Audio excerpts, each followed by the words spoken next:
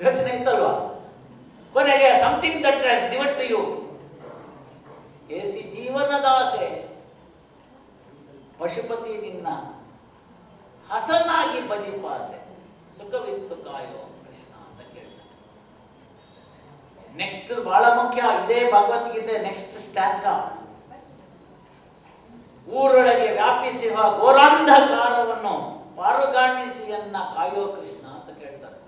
ಎಷ್ಟಪ್ಪ ಪಾಪ ಅಂತಂದ್ರೆ ಸಿಕ್ಕಾಪಟ್ಟೆ ಬೆಳೆದೋಗಿದೆ ಸರ್, ವ್ಯಾಗನ್ ಗಟ್ಟಲೆ ಇದೆ, ಹಡಗುಗಳ ಗಟ್ಟಲೆ ಇದೆ, ಅದನ್ನೆಲ್ಲ ಹೆಂಗೆ ಅಂತ. ಅದಕ್ಕೆ ಅವ್ನು ಹೇಳ್ತಾನಲ್ಲ, ಆಯ್ತಪ್ಪ ನಮ್ದೇನಂತ ಭಾರ ಆಗಲ್ಲ, ನೀನ್ ನೋಡು ಮೇರು ಬೆನ್ನಲ್ಲಿ ಪೊತ್ತ, ಮೇರು ಪರ್ವತವನ್ನೇ ನೀನ್ ಬೆನ್ನಲ್ಲಿ ಇಟ್ಕೊಂಡು ಕೂರ್ಮಾವತಾರದಲ್ಲಿ ಸಮುದ್ರ ಮಥನಕ್ಕೋಸ್ಕರ, ಇನ್ನಿದೊಂದು ಪಾಪ ಏನ್ ನಿನ್ಗೆ ದುಃಖ ಆಗುತ್ತೆ. ಮೇರು ಬೆನ್ನಲ್ಲಿ ಪೊತ್ತ ಸರಸಿ ಜೋದ್ಭವ ಜನಕ ಭಾರವೇ ನಾನು ನಿನಗೆ ಕಾಯೋ ಕೃಷ್ಣ ಅಂತ ಕೇಳ್ತಾನೆ. ನೋಡಿ, ಭಗವದ್ಗೀತೆಯ ಸಾರ ನಿಮ್ಗೆ 2 ಸ್ಟ್ಯಾನ್ಸಾದಲ್ಲಿ ಸಿಗ್ಲಿಲ್ವಾ? ಎಷ್ಟು ಚೆನ್ನಾಗಿ ಹೇಳ್ಬಿಟ್ರು ನೋಡಿ ದಾಸರು.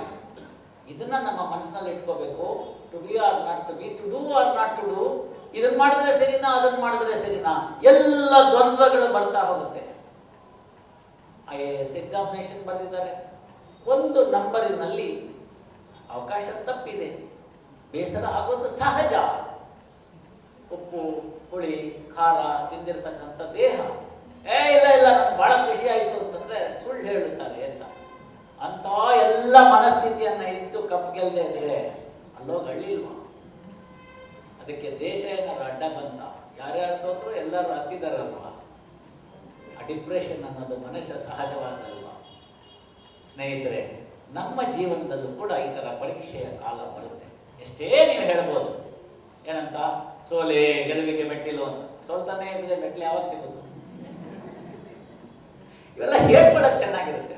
ಅಂಥ ಡಿಪ್ರೆಷನ್ ಯಾರಿಗಾರು ಆದರೆ ದಯವಿಟ್ಟು ಯಾವುದೇ ಆಂಟಿ ಡಿಪ್ರೆಸೆಂಟ್ ಮಾತ್ರೆ ತಗೋಬೇಡಿ. ಮನೆಯಲ್ಲಿರ್ತಕ್ಕಂಥ ಭಗವದ್ಗೀತೆ ತೆಗೆದು ಒಂದು ಶ್ಲೋಕವನ್ನು ಓದಿ. Best anti depressant in the world is the Bhagavad Gita. ಬೇಕಾದ ಶ್ಲೋಕ ತೆಗೆದು ಓದಿ, ನೀವು ಯಾವುದಾದರೂ ಶ್ಲೋಕವನ್ನು ತೆಗೆದು ಓದಿ. ಅರ್ಜುನನಿಗೆ ಆಗಿದ್ದಂತಹದ್ದು ಅದೇ depression. He was in dilemma, ದ್ವಂದ್ವ, ಏನು ಮಾಡಬೇಕು ಅಂತ ಗೊತ್ತಾಗ್ತಿಲ್ಲ. ಒಂದು ಕಡೆ ಇದೆಲ್ಲವೂ ಬರುತ್ತೆ.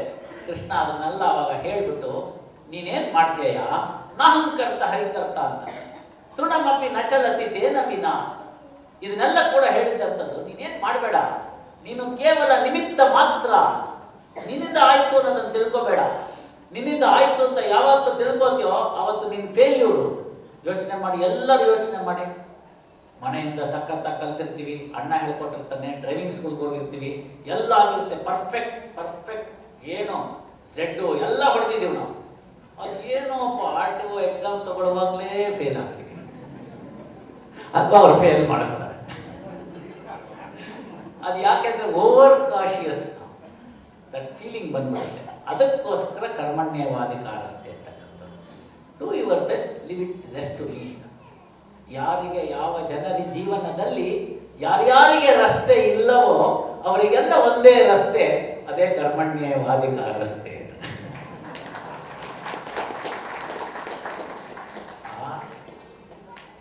When you say that I have no godfather, just think of one aspect. For me, I have no godfather. God is the father. ಅದನ್ನ ಕೃಷ್ಣ ಹೇಳ್ತಾನೆ. ಕೃಷ್ಣ ಮನಸ್ಸು ಮಾಡಿದ್ರೆ, ದುರ್ವಾಸರು ಶಾಪ ಕೊಟ್ಟಂತ ಸಂದರ್ಭದಲ್ಲಿ ಅಂಬರೀಷನಿಗೆ ಶಾಪ ಕೊಟ್ಬಿಡ್ತಾರೆ 12 ದಿವಸಕ್ಕೆ.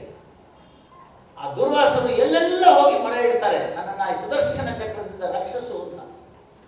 ಭಕ್ತ ಜನ ಪರಿಪಾಲಕನಾಗ್ತಾನೆ, ಒಳ್ಳೆಯ ಗುಣಗಳಿಂದ ಎತ್ತಿ ಹಿಡಿಬೇಕು ಅಂತಾನೆ. ದುರ್ವಾಸರು ಮಹಾನ್ ತಪಸ್ವಿಗಳು, ಕೋಪಿಷ್ಠರು ಕೂಡ. ಅಂಬರೀಷ ದುರ್ವಾಸನ ಮುಂದೆ ಲೆಕ್ಕಾಚಾರದಲ್ಲಿ ಏನೂ ಅಲ್ಲ, ಆದರೆ ಅವನಲ್ಲಿ ಸದ್ಗುಣ ಇತ್ತು. ಆ ಸಮಯ ಪಾಲನೆ, ಕರ್ತವ್ಯ ಪಾಲನೆ, ಇವುಗಳಲ್ಲೆಲ್ಲ ಅಂಬರೀಷ ದೊಡ್ಡ ವಿಚಾರವನ್ನ ಹೊಂದಿದ್ದ. ಅವನನ್ನ ಸುಡೋದಕ್ಕೋಸ್ಕರ ಅಂತ ಇವರೊಂದು ತ್ರಿಶೂಲವನ್ನ ಬಿಡ್ತಾರೆ ಕೋಪದಲ್ಲಿ. ಆ ತ್ರಿಶೂಲವನ್ನ ಕತ್ತರಿಸಿ ಇವರನ್ನ ಕತ್ತರಿಸೋದಕ್ಕೋಸ್ಕರ ಸುದರ್ಶನ ಚಕ್ರ ಪ್ರಪಂಚದಾದ್ಯಂತ 3 ಲೋಕಗಳಿಗೆ ಹೋಗಿ ಬರುತ್ತೆ. ಇದೆಲ್ಲ ಆಗುವಾಗ 1 ವರ್ಷಗಳಾಗೋಗಿರುತ್ತೆ. ಕೇಳ್ತಾರೆ ಅಂಬರೀಷನ, ಆಯ್ತಪ್ಪ, ಅವನ ದುರ್ವಾಸರು ಕೇಳ್ತಾರೆ ಏನು ಮಾಡೋದು ಅಂತ. ಅದಕ್ಕೆ ಹೇಳ್ತಾರೆ, ನೀನು ಅಂಬರೀಷನ್ಗೆ ಅವಮಾನ ಮಾಡಿದ್ದೆ, ಅವ್ರನ್ನೇ ಕೇಳೋದು, ಅವ್ನು ಕ್ಷಮಿಸ್ತಾನೆ ಅಂತ. ಅಂಬರೀಷನ ಹತ್ರ ಬಂದು ಕೇಳ್ತಾರೆ, ಅಯ್ಯೋ ನೀವು ಇಷ್ಟೆಲ್ಲ ಹೇಳಬಾರ್ದು ಅಂತೇಳಿ ತಕ್ಷಣ ಮಾಡ್ತಾರೆ. ಆಮೇಲೆ ನೋಡ್ತಾರೆ, 1 ವರ್ಷಗಳ ಕಾಲ ಅಂಬರೀಷನು ಉಪವಾಸ ನಿಂತಿರ್ತಾರೆ, ದುರ್ವಾಸನ ಕಾಯ್ಕೊಂಡು. ಇಂತಹ ದೇಶದಲ್ಲಿ ಇವತ್ತು 2 ನಿಮಿಷ ಬರಲಿಲ್ಲ ಅಂದರೆ ವಾಕೋವರ್ ಅನ್ನೋ ಸ್ಥಿತಿಗೆ ತಂದ್ಬಿಟ್ಟಿದ್ದೀವಿ ನಾವು. ಆದ್ದರಿಂದ ಭಗವದ್ಗೀತೆನಲ್ಲಿ ಏನುಂಟು ಏನಿಲ್ಲ ಅಂತ ನಿಮ್ಮ ಮನಸ್ಸಿಗೆ ಯಾವಾಗಾದ್ರೂ ಬಂದರೆ, ರೆಸಲ್ಯೂಷನ್ ಆಫ್ ಕಾನ್ಫ್ಲಿಕ್ಟ್ನ ಸಿಗ್ಮಂಡ್ ಫ್ರಾಯ್ಡ್ ಮತ್ತೆ ಗೀತಾದಲ್ಲಿ ಹೇಳ್ತಾರೆ, ರೋಲ್ ಆಫ್ ಡೈಲಾಗ್ನ ಹೇಳ್ತಾರೆ, ಡಿಸೈರ್ ಅಂಡ್ ಇಟ್ಸ್ ಕಂಟ್ರೋಲ್. ಬಹಳ ಮುಖ್ಯವಾಗಿರ್ತಕ್ಕಂಥದ್ದು ಇದನ್ನ ನೋಡಬೇಕು. ಡಿಸಪಾಯಿಂಟ್ಮೆಂಟ್ ಆಗೋದು ಯಾಕೆ ಅಂತಂದ್ರೆ, ಹೆಚ್ಚು ಆಸೆಯನ್ನ, ಹೆಚ್ಚು ಅವಕಾಶಗಳನ್ನ, ಹೆಚ್ಚು ವಿಚಾರಗಳನ್ನು ನಾವು ನಮಗೆ ಶಕ್ತಿ ಮೀರಿ ಪ್ರಯತ್ನ ಪಡಿ ನಾವು ಎಕ್ಸ್ಪೆಕ್ಟ್ ಮಾಡ್ತೀವಿ. When the expectation does not meet for whatever be the reasons, ಆವಾಗ ನಿಮಗೆ ಮನಸ್ಸಿಗೆ ಏನಿಸುತ್ತೆ, ಡಿಸಪಾಯಿಂಟ್ಮೆಂಟ್. ಇದನ್ನ ಡಿಸೈರ್ ಅಂಡ್ ಕಂಟ್ರೋಲ್ ಅಂತ ಫ್ರಾಯ್ಡ್ ಹೇಳ್ತಾನೆ.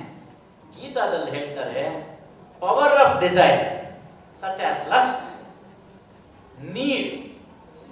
ಕ್ಷಣ ಕ್ಷಣದ ಸುದ್ದಿಗಳಿಗಾಗಿ ಫ್ರೀಡಂ ಟಿವಿ ಸಬ್ಸ್ಕ್ರೈಬ್ ಮಾಡಿ, ಲೈಕ್ ಮಾಡಿ ಹಾಗೂ ಫಾಲೋ ಮಾಡಿ. ಹೊಸ ಸುದ್ದಿಗಳ ನೋಟಿಫಿಕೇಶನ್ಗಾಗಿ ಬೆಲ್ ಐಕಾನ್ ಮೇಲೆ ಕ್ಲಿಕ್ ಮಾಡಿ.